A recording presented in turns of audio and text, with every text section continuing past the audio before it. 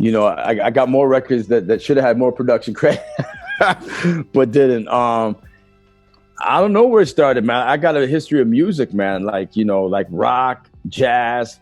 My parents from the West Indies. So, like, you know, my dad played a lot of jazz, funk in the house, you know, soca, reggae, you know what I mean? So I have such like a vast point of reference when it comes to music altogether. So that's the main thing right there. So now when I evolve, you know, as I evolve, I have so much places that I could take inspiration from, you know? Real important, definitely. I used to have a W30. I used to have a Roland W30. Like Eric Sermon used to rock that. So when I used to produce, are you familiar with DITC? Yeah, yes, that's fam. You know what I'm saying? But like Showbiz out of DITC, he was somebody who really motivated me to start producing, as well as K Cut from Main Source, who really inspired me to get more into production and stuff like that. But you know, you got your strengths and your weaknesses, and I knew like my strength was more from the lyrical perspective. But those guys, especially, and Large Professor, you know, so K Cut, Large Professor, and Showbiz for sure.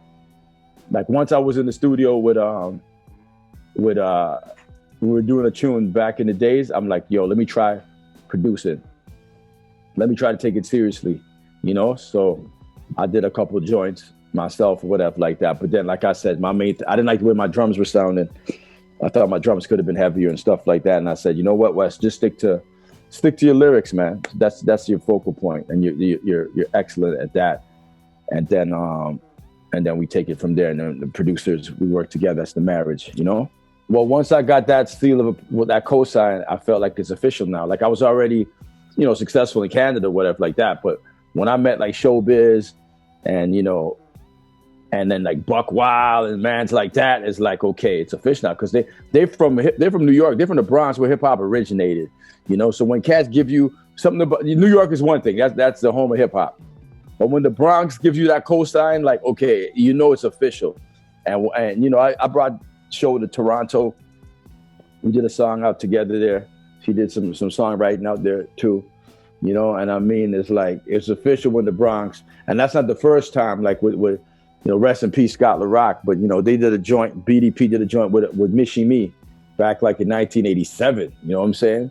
So that was like probably the first New York Toronto collaboration. Then later, you know, they were Michi Me and LA Love. They were on a compilation with MC Light and them, First Priority, and then I came out like in '89, you know, so with my stuff, and then I did a 45 King remix like in 1990. So he's a Bronx man too. So Bronx and Toronto have always had that connection, you know.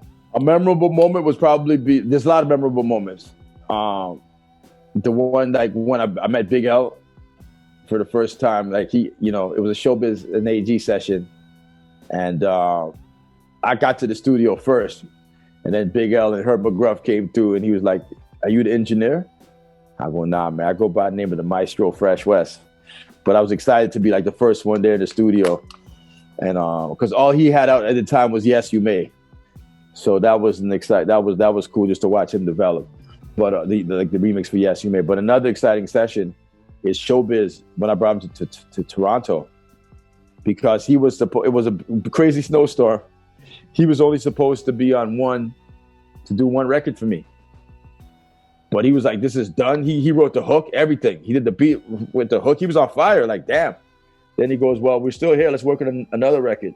Let me rhyme on it with you. I'm like, what? He goes, yeah, I'm going to rhyme on it with you. I'm hell yeah. Hell yeah. So the song was called Fine Tune the Mic. Showbiz wrote his verse, recorded his verse, and wrote the hook. So he did 2 beats, plus did the hook for the first one called Make It for the Rough, right? Then Fine Tune the Mic, he wrote his verse and wrote his hook.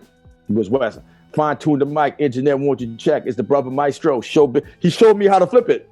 You know what I mean? Then he went in because, okay, we got the hook. Okay, boom, let me scroll down my verse. So just to see him in action, I think because he was outside New York for a hot minute, it gave him a chance to relax for a minute and just be extra creative. You know what I'm saying? So that's one of the highlights. I got different ones, but that was one of them for sure, man. You know what I mean? I was in the studio. You love this one. I was in the studio with Big L, and he